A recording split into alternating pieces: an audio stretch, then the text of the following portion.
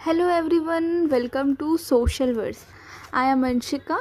और हमने अपनी प्रीवियस वीडियो में क्लास 12 चैप्टर नंबर 2 का हमने half of the part cover किया था, जो कि हम लोगों ने कॉन्सेप्ट्स एंड इंडिकेटर्स तक कवर कर लिया था। और हम लोग को अभी स्टार्ट करना था size and growth of India's population से। So without consuming your time, let's get start.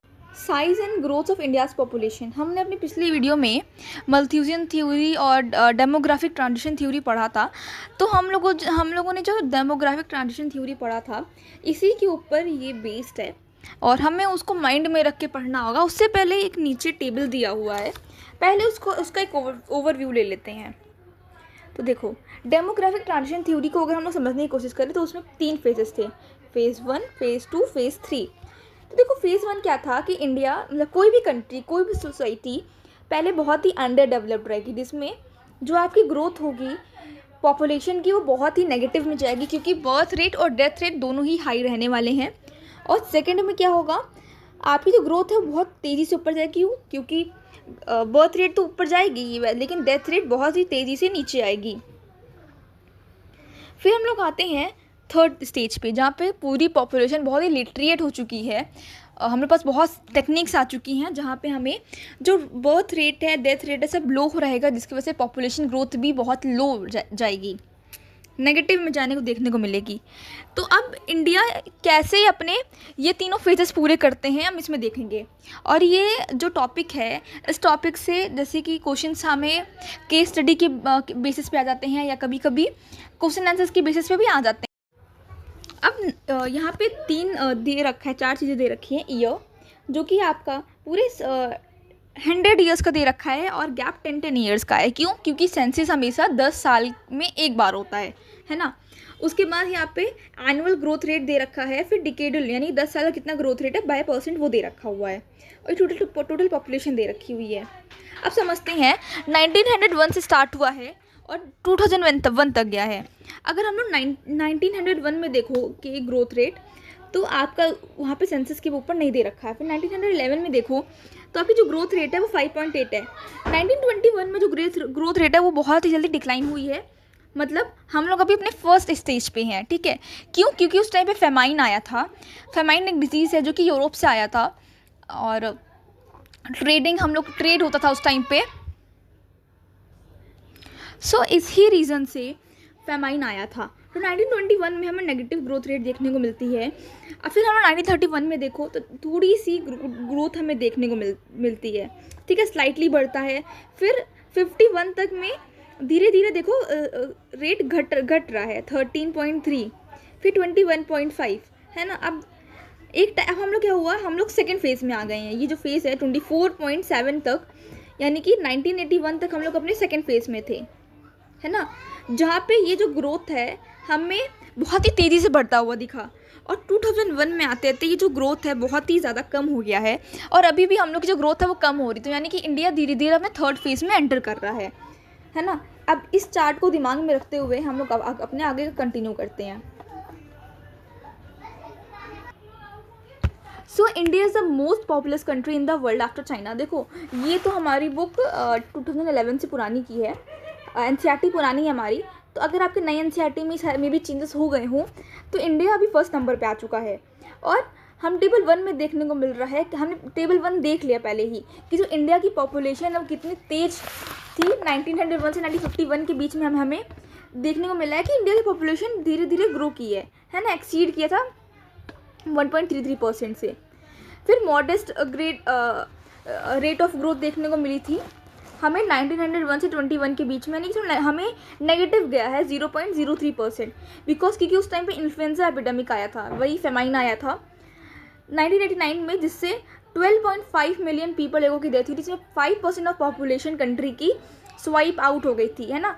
इन्होंने यही कहा था कि अगर पॉपुलेशन बहुत ज़्यादा बढ़ रही है, उसको कंट्रोल करने का क्या तरीका था, थॉमसन ने क्या कहा था, यही कहा था कि कोई फेमाइन आ गए, कोई डिजीज़ आ जाए। तो फेमाइन ने इन्फ्लुएंजा आया था, जिसकी वजह से 5% ऑफ पॉपुलेशन पूरी गायब हो गई थी। अब क्या देखने को मिल रहा है, 1961 से 1981 का चार्ट अगर आप लोग देख रहे होगे अपनी बुक्स ओपन करके बैठो, और उसमें देखो कि 1981 में हमें थोड़ा सा स्लाइटली चेंज देखने को मिलता है, हमें थोड़ा थोड़ा नेगेटिव चीज़ें देखने को मिल रही है ना। Since then although the annual growth rate has decrease remain of the highest in the developing world, है ना, कि धीरे धीरे हमें डिक्लाइन देखने को मिल रहा है। So now the chart 1 shows the comparative movement of the crude birth and crude death rates. जो इम्पैक्ट पड़ रहा है डेमोग्राफिक ट्रांजिशन फेज का, ये हमें क्लियरली देखने को मिल रहा है इन द डिकेड ऑफ 1921 से 1931 के बीच में। देखो है ना, कैसे बहुत ही ज़्यादा एक टाइम पे नॉर्मल था, फिर धीरे धीरे नेगेटिव हुआ, फिर धीरे धीरे बढ़ा है। अब 1931 के पहले जो डेथ रेट था, बर्थ रेट था, बहुत ही ज़्यादा हाई था। आफ्टर दिस हमें ट्रांजिशनल मोमेंट देखने को मिला, जो डेथ रेट है, बर्थ रेट है, ये बहुत ही स्लाइटली फॉल हुआ था 1931 के पहले, देखो है ना।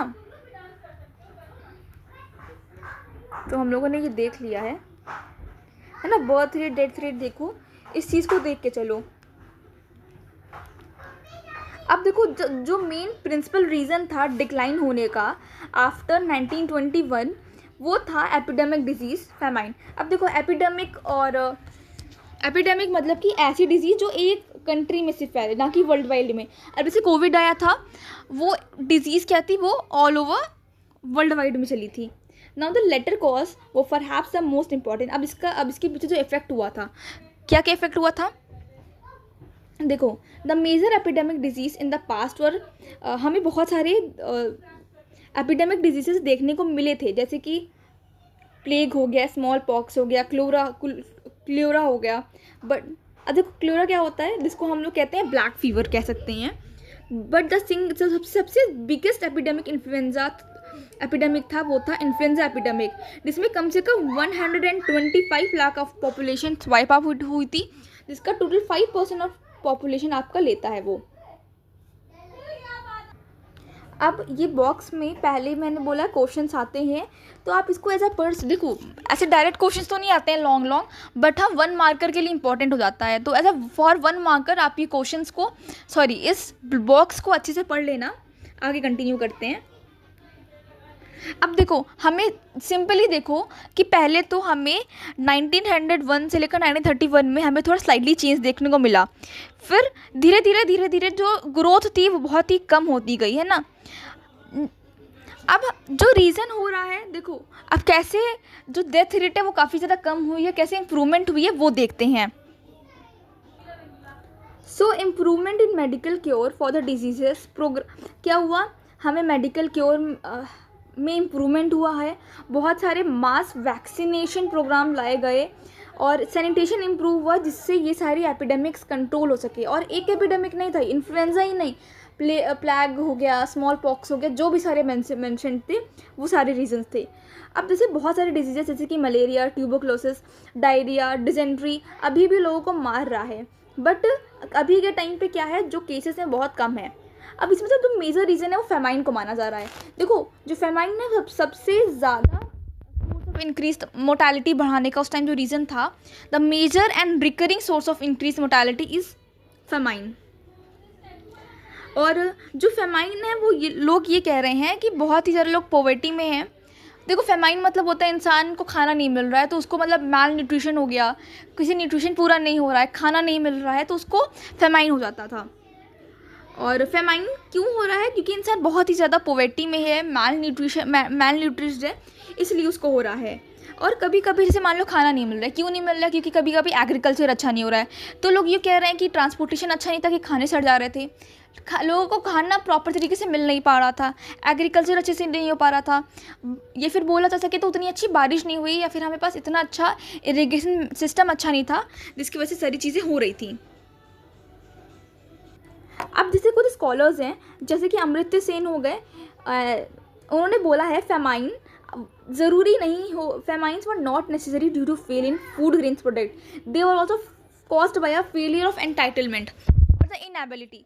अब इनके कहने का ये सेंस है। अब देखो यहाँ पे आपको अमृत्य सेन का की जो लाइन है ये ज़रूर मेंशन करना है। अमृत्य सेन ये कह रहे हैं कि जो फूड ग्रेन का प्रोडक्शन इनएडुकेट है या फिर मिल नहीं पा रहा, इस रीज़न से नहीं हो पा रहा है, इस रीज़न से भी हो रहा है। उन्होंने सोशल एक सोशल कॉज ये दिया था, इन्होंने कहा कि इंसान उसको खरीद नहीं पा रहा है है ना, इंसान इतना गरीब है, पॉवर्टी में है कि वो ले नहीं पा रहा है, या फिर रिसोर्सेज उतना अवेलेबल नहीं है कि लोग ले पाएँ। अब देखो क्या हुआ, धीरे धीरे इम्प्रूवमेंट हुई, है ना, कम्युनिकेशन अच्छा किया गया, काफ़ी सारे रिलीफ एंड मेजर्स लाए गए, है ना। अब कुछ एक्ट लाया गया, जैसे कि मनरेगा वगैरह एक्ट लाया गया था, जो कि एक लेटेस्ट स्टेट इनिशिएटिव है, जिससे जो प्रॉब्लम है हंगर और स्टारवेशन जैसी प्रॉब्लम को रूरल एरियाज में टैकल कर सके। मनरेगा एक्ट, आप लोग कमेंट करना कि मनरेगा एक्ट है क्या और कब इंडिया में इसको इम्प्लीमेंट किया गया था।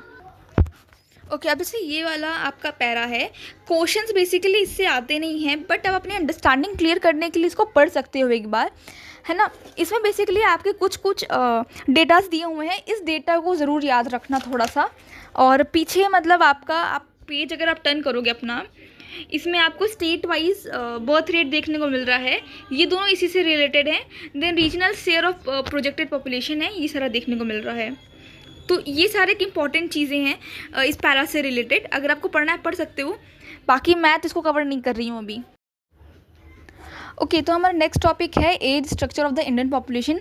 And you may be thinking कि ये जो टॉपिक है इससे क्वेश्चन कैसे आते हैं। मोस्टली इसमें चार्ट्स और टेबल दिया हुआ है, और एक 2-3 बॉक्सेस में पैरा पैरा करके दिया हुआ है ना। तो देखो ये टॉपिक आता कैसे है, हमने इसके पहले डेमोग्राफिक डिविडेंड पढ़ा है, नहीं पढ़ा है तो अभी पढ़ेंगे। हम लोगों ने एज प्रोपोर्शन के बारे में पढ़ा है, तो वो एज प्रोपोर्शन वाला टॉपिक याद करो कि एज प्रोपोर्शन में क्या था। जितने अलग अलग प्रोपोर्शन के जो लोग थे उनको हम लोग एक ग्रुपिंग करते हैं, उसको एज प्रोपोर्शन बोलते हैं। और उसके बाद हम लोगों ने एक टॉपिक और पढ़ा था जो कि था डिपेंडेंसी रेशियो, है ना। जितने भी डिपेंडेंट लोग हैं उनको अगर एक ग्रुपिंग करें तो वो लोग डिपेंडेंसी रेशियो की पॉपुलेशन में आते हैं। अब इससे इंडिया को क्या फ़ायदा हो रहा है ना। ऐसे कौन से ग्रुप है जो कि डिपेंडेंट नहीं है, जो इंडिपेंडेंट हैं, वो लोग डेमोग्राफिक डिविडेंड क्रिएट कर रहे हैं। उस डेमोग्राफिक डिविडेंड से क्या फ़ायदा हो रहा है, इंडिया में सबसे यंगेस्ट यंगेस्ट पीपल की मेजॉरिटी है इंडिया में, तो इससे क्या इंडिया को फ़ायदा हो रहा है। तो बेसिकली इस टाइप के क्वेश्चंस आते हैं जो कि 6 मार्क्स में आ सकते हैं, 4 मार्क्स में भी और 2 मार्क्स में पूछ सकता है। एक टॉपिक है डेमोग्राफिक डिविडेंड, क्वेश्चन हमेशा आता है और मोस्ट प्रोबेबली है कि इस बार भी आए, ठीक है। तो लगभग सारे टॉपिक इंपॉर्टेंट है, ऐसा कुछ नहीं है कि हम लोग छोड़ सकें। बट येस, अगर आप लोग ये सोच रहे हो कि हाँ मैं इसका डाटा छोड़ दूँ, तो आप डाटा छोड़ सकते हो, बट पढ़ने के लिए एक बार पढ़ना तो पड़ेगा ही। देखो, तो इंडिया के पास सबसे यंगेस्ट पॉपुलेशन है। और टेबल 2 देखो, टेबल 2 नीचे दे रखा हुआ है। अगर टेबल 2 में जाओगे, 1961 में जो टोटल पॉपुलेशन थी यंगेस्ट पॉपुलेशन ग्रुप की, देखो 41 थी, इसमें 53। तो धीरे धीरे क्या स्लाइटली बढ़ रहा है, 15 से 59 ईयर्स तक के ग्रुप में देखो 2026 में देखो बता रखा है, गेस किया है कि 64% पॉपुलेशन लगभग कॉम्पोजिशन चली जाएगी। 60 प्लस में 12, मतलब कि जैसे जैसे जो एज एक्सपेक्टेंसी है वो कम होगी, लाइफ एक्सपेक्टेंसी, क्योंकि 60 प्लस ईयर्स वाले लोग सिर्फ 12 बचेंगे। आई एम रियली सॉरी, मैंने पहला डाटा नहीं देखा, बट यस हाँ बढ़ेगी, बट इनके कंपैरिजन में 60 प्लस लोग कम होंगे। और सबसे ज़्यादा पॉपुलेशन होगी वो होगी यंगेस्ट लोगों की। और यस, इंडिया में यंगेस्ट लोगों की पॉपुलेशन बहुत ही ज़्यादा है। तो अगर आप लोग ये चार्ट भी देखोगे नीचे, है ना, इसमें एज ग्रुप पिरामिड दे रखा है, इंडिया के हिसाब से भी दे रखा है। एक मिनट, कहाँ गया, हाँ ये उत्तर प्रदेश में सबसे ज़्यादा majority of younger age group रहेंगे, वही स्टेट जैसे कि केरल में सबसे कम रहेंगे। तो ये वाला जो ये है एंड दिस वन, ठीक है, ये दोनों डाटा दिखाता है कि अब देखो जैसे केरल है, केरल में ये दिखाता है कि जो वहाँ पे एज स्ट्रक्चर होगा वो एक डेवलप्ड कंट्री जैसा होगा। बट यूपी में, उत्तर प्रदेश में जो majority of younger age group ज़्यादा होंगे, क्योंकि सबसे ज़्यादा पॉपुलेशन यूपी में है। बट अगर हम लोग डेंसिटी के अकॉर्डिंग बात करें तो वो दिल्ली आता है। तो ये चीज़ें याद रखनी है। मे बी आपके ज्योग्राफी में एक क्वेश्चन ही आते हैं बोर्ड में, क्योंकि पूछा गया था। और मैपिंग के लिए भी ज़रूरी होता है। चलो ज्योग्राफी की बात छोड़ते हैं, आते सोशियोलॉजी पे। तो टेबल 2 हमने देखा कि अंडर 15 एज ग्रुप में टोटल पॉपुलेशन लगभग 52% 35% गई है, मतलब कम हुई है। और 60 plus age group is very small, but धीरे धीरे क्या होगा, ये इंक्रीज़ होगा, है ना। But the age composition of the Indian population, ये एक्सपेक्ट होता है कि बहुत अगले 20 सालों में ये 1961 का है, ये जब कभी हो तब क्या होगा, ये चेंज होगा, अगले आने वाले 20 सालों में बोल रहा है कि ये चीज़ें चेंज होंगी। एंड मोस्ट ऑफ द जो चेंजेस हैं हमें एज स्पेक्ट्रम में देखने को मिलेगा। टेबल 2 में हम देख रहे हैं हम लोग। और 2026 का देखो 23, 64, 12 है ना, तो ये हम लोग को थोड़ा चेंजेस देखने को मिलेगा। 2016 से पहले की NCERT है, इसको मान के चलते हैं हम लोग, ठीक है। और तो 0 से 14 एज ग्रुप है, ये कम हो जाएगी, है ना। वहीं जबकि हमें स्लाइटली इंक्रीज देखने को मिलेगा 60+ वालों में, यही है दे रखा है। और एज ग्रुप का पिरामिड देखो 1961, 1981 का दे रखा है, 1961 का, 1981 का यहाँ दे रखा है, नीचे 2001, 2026 का दे रखा है परसेंटेज ऑफ पॉपुलेशन। अब यहाँ पे एज ग्रुप पिरामिड दे रखा है, अगर आपको उसको पढ़ना है आप पढ़ सकते हो। अब इसके नीचे आते हैं। अब देखो, as with fertility rates there are regional variation हमें एज स्ट्रक्चर में देखने को मिल रहा है। हमने पहली बात कर लिया केरल में कैसा है, केरल में एक एज स्ट्रक्चर है वो डेवलप्ड कंट्री जैसा है। वहीं उत्तर प्रदेश में इसका टोटली अपोजिट है ना। इंडिया समवेयर मिडिल में स्टैंड करता है। क्यों? क्योंकि इंडिया में उत्तर प्रदेश से लेकर केरल जैसे स्टेट्स हैं, और हमें ये जो डिफरेंस देखने को मिल, हमें देखो हमें 2026 तक चीज़ें बहुत ही डिफरेंस देखने को मिली। अब देखो इससे इंडिया का क्या फ़ायदा होगा ये दिखा रखा है, बट हम लोग उसे अच्छे से यूज़ नहीं कर पा रहे हैं, यूटिलाइज नहीं कर पा रहे हैं। Now, the bias toward younger age groups in the age structure is believed to be an advantage for India. Like the East Asian economies in the past decade and like Iran today, India is supposed to be benefiting from a demographic dividend. अब what is demographic dividend? Now understand what is demographic dividend. देखो demographic dividend क्या होता है, ये as structure से आ रहा है ना। यानी कि ये जब करेंट जनरेशन जो वर्किंग जनरेशन है कहाँ से कहाँ तक थी, 15 से 65 एज ग्रुप तक मान के चलो, है ना। जब ये बहुत ज़्यादा बढ़ जाती है और वहीं वो जनरेशन जो बहुत ही कम रहती है, ठीक है, जो यानी कि जो सपोर्टिंग वाली जनरेशन है, जब वो बहुत कम रहती है तब क्या काम करने वाले ज़्यादा हैं, तो ये डेमोग्राफिक डिविडेंड क्रिएट कर रहा है।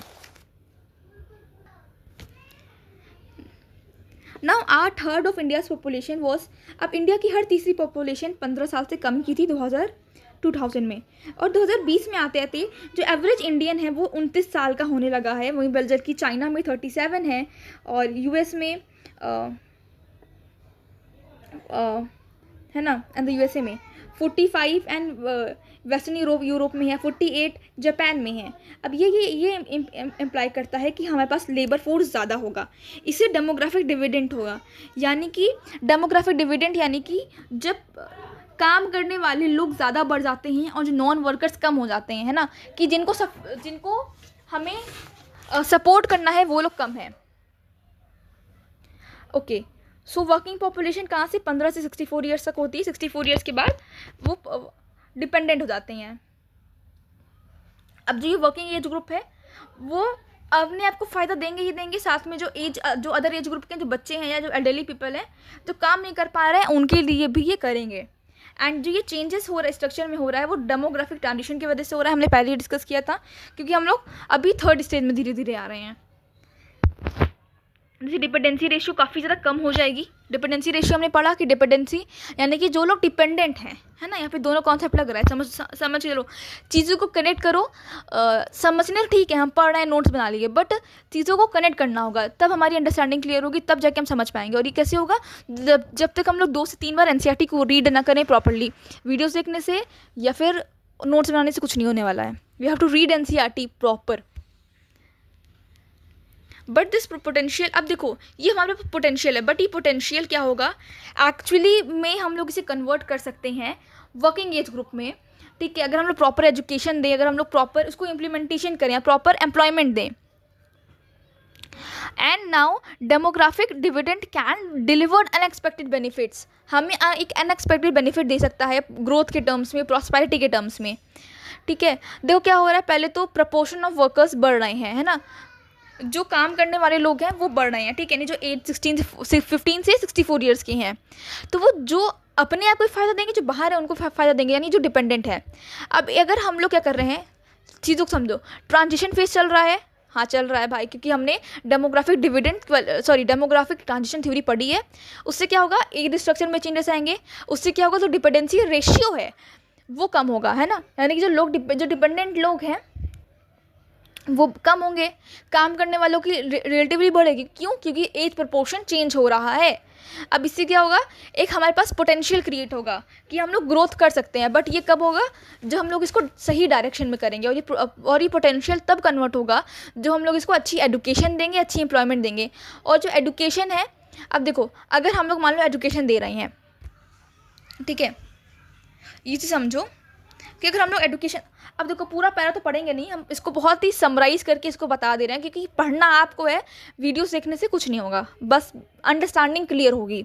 हाँ, तो क्या कहते हैं, देखो एजुकेशन दे रहे हैं बट एजुकेटेड तो है बट सिर्फ प्रोडक्टिविटी लो है, या फिर एम्प्लॉयमेंट दे रहे हैं बट वो इतना कमा नहीं पा रहे हैं। ये गलती कहीं ना कहीं हमारे इंडिया में हो रही है, जो कि ये प्रूफ करता है कि जो डेमोग्राफिक डिविडेंड है वो सिर्फ तभी बेनिफिट करेगा जब तक हम लोग इसको प्रॉपरली यूटिलाइज कर लें।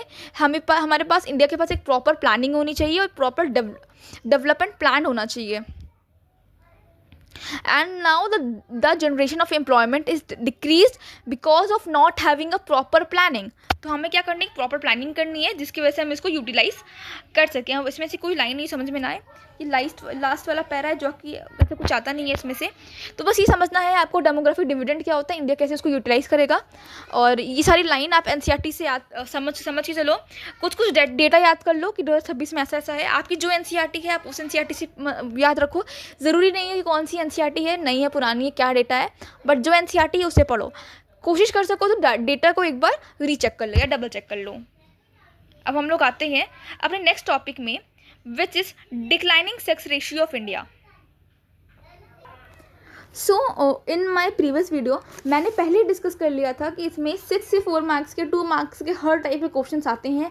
और क्वेश्चन यही पूछता है कि जो सेक्स रेशियो घट रहा है। देखो सेक्स रेशियो क्या होता है, जहाँ पे हम लोग विमेन को ज़्यादा फेवर दें, यानी कि आउट ऑफ 1000 मेन में कितनी विमेन पैदा हो रही हैं, हम ये देखते हैं। तो क्वेश्चन आता है कि कैसे मतलब सेक्स रेशियो घट रहा है, उसके पीछे का रीज़न क्या है। और ऐसे ही क्वेश्चन आते हैं, या फिर घुमा फिरा के आपको एक सेंटेंस दे देगा बुक से उठा के, पूछेगा कि क्या रीज़न है। तो उसमें कोई टेंशन वाली बात नहीं है। हम लोग PYQs कवर करेंगे, एक सीरीज़ आएगी उसमें हम लोग सब कवर कर लेंगे। या फिर यू कैन एग्ज़ाम्स के 2 महीने पहले, 3 मंथ्स पहले ओसवाल आती है, अब उसमें सब कवर कर लेगा। देखो, तो सेक्स रेशियो है एक बहुत ही इंपॉर्टेंट इंडिकेटर होता है जेंडर बैलेंस का।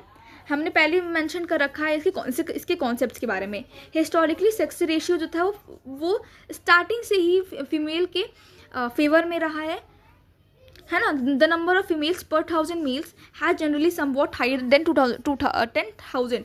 पहले फीमेल बहुत होती थी, बट हमें अब धीरे धीरे क्या देखने को मिल रहा है, तो जो फीमेल का जो सेक्स रेशियो है वो कम हो रहा है ना। और ये बहुत ही ज़्यादा, it is greater cause of worry. तो अगर आप अपने आंसर्स को लिख रहे हो तो आप ये थोड़ा डेटा मेंशन कर दो, है ना। इसमें ये दे रखा है कि demographers, policy makers, social activist notice कर रहे हैं, कंसर्न कर रहे हैं कि चाइल्ड सेक्स रेशियो कम हो रहा है। सेक्स रेशियो तो कम हो रहा है, लेकिन जो बच्चियाँ हैं उनको मारा जा रहा है। तो इसके पीछे का रीज़न जानना है, और एक सोशल रीज़न है इसके पीछे। बहुत ही अच्छा टॉपिक है, एंड आई गेस ये मेरा फेवरेट टॉपिक था 12th में। मैंने इसको बहुत अच्छे से लिखा था और मुझे लगता है मुझे इसमें ही सबसे अच्छे मार्क्स मिलेंगे। सो फालतू की बातें छोड़ते हैं, आगे देखते हैं। अब देखो यहाँ पे स्टेट का दे रखा है। Now the state level child sex ratio और ही ग्रेटर कॉज ऑफ वरी है, क्योंकि 6 स्टेट एंड यूनियन टेरेटरीज में have a child sex ratio जिसमें 900 फीमेल्स के अंडर में है। यानी कि पंजाब में 793 है, हरियाणा के बाद चंडीगढ़, दिल्ली, गुजरात, हिमाचल प्रदेश में इन सब जगहों पे 800 से कम है। चार्ट नंबर 6 में आगे दे रखा हुआ है, उसमें है उत्तरांचल यानी उत्तराखंड मान लो, ठीक है, राजस्थान, उत्तर प्रदेश, महाराष्ट्र में इसमें 925 है, जो कि मॉडरेट है, चलता है इतना।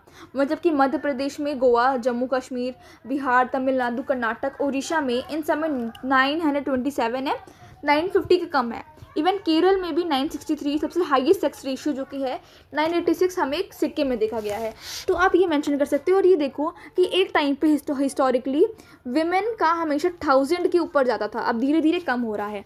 जहाँ पे अपने यहाँ पे स्टेट वाइज भी याद रख लेना, क्योंकि इस यहाँ से भी क्वेश्चंस आते हैं। नाउ डेमोग्राफर्स एंड सोशोलॉजिस्ट ने काफ़ी सारे रीजंस दे रखे हैं। जो मेन हेल्थ फैक्टर है जो कि विमेन को इफ़ेक्ट करता है वो है चाइल्ड बेयरिंग, है ना, कि विमेन क्या करती हैं, चाइल्ड बेयर करती हैं। और सबसे ज़्यादा हमें अगर देखो, सबसे ज़्यादा डिक्लाइन हमें तब रहता है ड्यूरिंग चाइल्ड बर्थ, सबसे ज़्यादा रिस्क रहता है, और जो कि सिर्फ विमेन ही फेस करती हैं। तो ये चीज़ विमेन को ज़्यादा इफेक्ट करती है देन मेन, जिसको हम लोग कहते हैं मैटरनल मोर्टेलिटी रेट। बट पिछले 50 ईयर्स में ये डिक्लाइन हुआ है। So it is difficult to say that this could be a reason, कि हम ये नहीं कह सकते कि हाँ कि हाईएस्ट मैटरनल मोर्टेलिटी रेट ही रीज़न है। ठीक है, ड्यूरिंग, अगर जैसे मान लो ड्यूरिंग प्रेगनेंसी अगर उनको अच्छा न्यूट्रिशन नहीं मिला, कुछ भी नहीं मिला, तो डेथ होना ही नॉर्मल सी बात है जो कि वेमेन फेस करती हैं। तो सेक्स रेशियो तो कम होगा ही होगा, या फिर, है ना। सो maternal mortality rate is supposed to decline with development as levels of nutrition, general education and awareness of the availability of medical and communication facilities improve हुई है। Indeed, maternal mortality rate क्या हुआ है कहना डिफ़िकल्ट है, क्योंकि धीरे धीरे ये बढ़ा है। Sorry I am really sorry, मतलब मोर्टेलिटी रेट कम हुआ है, आई होप सो कम हुआ। Combined with the fact that decline in the child sex ratio has been steeper than all over figure, यानी कि देखो हमें चाइल्ड सेक्स रेशियो ज़्यादा कम देखने को मिला है देन सेक्स रेशियो, यानी कि बच्चों की जो रेशियो है वो कम हुई है।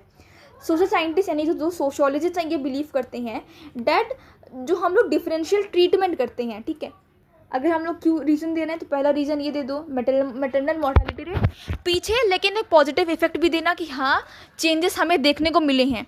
दूसरा, अलग अलग ट्रीटमेंट, आप सोशली कल्चरली रीज़न से आप चेंजेस देखने को मिल सकता है। तो ये सेकेंड पॉइंट हो गया, पहला पॉइंट ये, सेकेंड पॉइंट ये है ना। ये स्टेट का दे रखा है, इसको देख लेना एक बार। वैसे ना इसमें ना ऐसे मैप दे देगा, आपको दे सकता है और आपसे क्वेश्चन पूछेगा कि हाँ क्यों रीज़न है, तो ऐसे क्वेश्चन आते हैं। क्वेश्चन ईजी आते हैं, बहुत डिफिकल्ट नहीं है। अब सेवरल फैक्टर्स में be held responsible for the decline child sex ratio. अब यहाँ पे हम लोग सेक्स रेशियो की बात कर रहे थे, हम यहाँ बच्चों की बात कर रहे हैं, ठीक है। तीसरा ये दे रखा है कि neglect of girl babies in infancy. Infancy क्या होता है, यानी कि जो बच्चे 1 साल के अंदर होते हैं उनको इन्फेंट बोलते हैं। हमने इन्फेंट मोर्टेलिटी रेट देखा, वो भी कम होता है। क्यों? क्योंकि अगर मेडिकल फैसिलिटीज़ अच्छी नहीं है तो इन्फेंट मोर्टेलिटी रेट कम होता है। तो जो बच्चियाँ 1 साल के अंदर की होती हैं उनको वो लोग ध्यान नहीं देते हैं, जिसकी वजह से हमें इन्फेंट मोर्टेलिटी रेट देखने को मिलता है। तो ये एक रीज़न है कि इन्फेंसी में जो गर्ल बेबीज होती हैं उनको नेग्लेक्ट करते हैं। क्योंकि जैसे राजस्थान वाले एरिया में चले जाओ, कितना मीम बनता है कि वो चाइल्ड सेक्स रेशियो ऐसा है, राजस्थान, हरियाणा, ठीक है। बट सिर्फ ये स्टेट ही नहीं, बहुत सारी स्टेट हैं जहाँ पे ये चीज़ें देखने को मिल रही हैं, ठीक है। स्टेट मैटर नहीं करता है, वो परसेप्शन मैटर करता है टूवर्ड्स, इसीलिए हमें फेमिनिज्म की नीड है। हाँ चलो, ये हम लोग आउट ऑफ टॉपिक आ रहे हैं, ठीक है। हाई डेथ रेट देखने को मिल रहा है। हाँ देखो, यहाँ पे सेक्स स्पेसिफिक अबॉर्शन देखने को मिलता है। सेक्स स्पेसिफिक अबॉर्शन का मतलब क्या होता है कि है ना, मतलब कि हम बच्चों का अबॉर्शन करा दिया था। पहले लोग देखते हैं कि हाँ ये इनका जेंडर है, जिसको फीमेल इन्फेंटिसाइड बोलते हैं, सोनोग्राम टेक्निक से होता है जो कि, तो गेस कर लोग देखते हैं एंड आफ्टर दैट वो गर्ल बेबीज़ को मार देते हैं, जो कि अभी इंडिया में बैन हो चुका है। आप एक चीज़ नहीं देख सकते हो, आपके अगेंस्ट उसमें पनिशमेंट है, केस होगा आप पे, है ना। या फिर फीमेल इन्फेंटिसाइड करते हैं, क्यों? क्योंकि उनका रिलीजियस कल्चरल बिलीफ है। और ये सारी रीज़न एक बहुत ही मेजर सीरियस प्रॉब्लम की ओर पॉइंट करता है। और यहाँ पे कुछ एविडेंस भी दे हमें, and there is some evidence that all of these have been work in India, कि ये सारी चीज़ें इंडिया में कहीं ना कहीं हो चुकी है। Now practices of female infanticide have been known to exist in many regions। बच्चों को मार देना, ठीक है, मतलब वो बच्चे 1 साल के हुए नहीं मार दिया गया, या फिर वो अपनी मम्मी के टमी के अंदर है तो उनको मार दिया गया, मतलब कि before giving a birth to a girl child उनको तभी मार दिया जा रहा है, जिसको फीमेल इन्फेंटिसाइड बोलते हैं। While increasing importance is been attach to modern techniques हो गया है, बाय विच जो बेबी का सेक्स है उससे पहचान सकते हैं। क्योंकि जो अर्ली स्टेजेस ऑफ प्रेगनेंसी में सोनोग्राम टेक्निक से वो चीज़ें पता लगाई जा सकती है कौन सा जेंडर है। तो वो गेस करते हैं, देन आफ्टर दैट वो डेथ हो जाती है उनकी, मार देते हैं उनको, है ना, जिसको मतलब कि फीटस को मार देते हैं। और ये जो टेक्निक्स थी इसका यूज़ क्यों हुआ था? इसका ये यूज़ नहीं था कि हाँ हमें जेंडर देखना है, ये स्टार्टिंग में डेवलप हुआ था जेनेटिक या अदर कोई डिसऑर्डर है फीटस में उसको आइडेंटिफाई करने के लिए, बट ये लोग यूज़ कर रहे हैं फीमेल इन्फेक्टिसाइड के लिए, है ना। तो ये सारे रीजन्स आप दे सकते हो एक पैरा में करके। The regional pattern of low child sex ratio seem to support this argument. अब जो ये रीजनल हमें पैटर्न देखने को मिल रहा है कि हाँ भाई कि कोई ना कोई सोशल कल्चरल रीज़न तो है मारने का, है ना। हमें देखो काफ़ी सारे प्रॉस्पेरस रीजन जैसे कि पंजाब, हरियाणा, चंडीगढ़, दिल्ली, गुजरात, महाराष्ट्र में भी